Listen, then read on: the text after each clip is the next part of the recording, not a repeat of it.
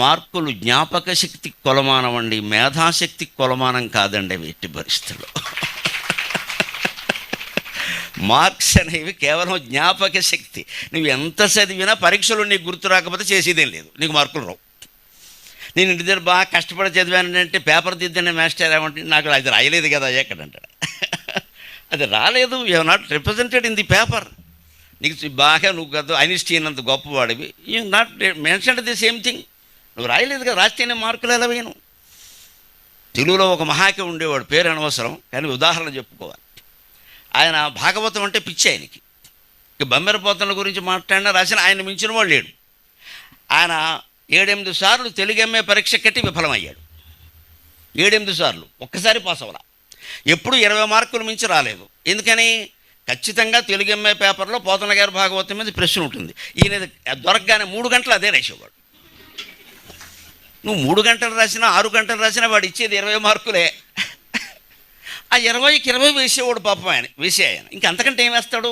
ఇంకేం రాసేవాడు కాదు. ఇలా పాపం 7 సార్లు పోతన గారి కారణంగా బలైపోయాడు ఆయన.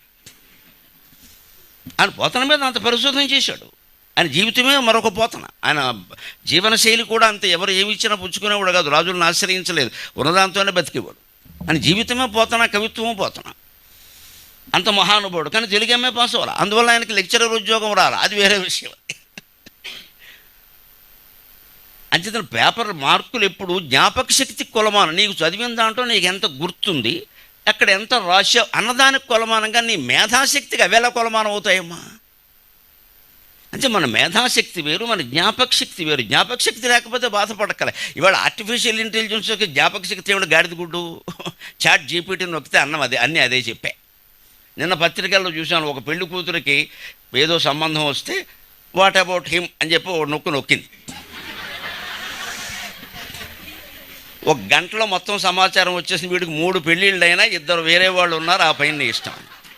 వీడికి 3 పెళ్ళిళ్ళు అయ్యాయి ఇప్పటికే, ఇంకా 2 వేరే వాళ్ళు ఉన్నారు, ఆ పైన నీ ఇష్టం. ఇంక నీ ఇష్టం అంటే ఎలా కనిపెట్టింది? అది మనం పెట్టే పోస్టులే.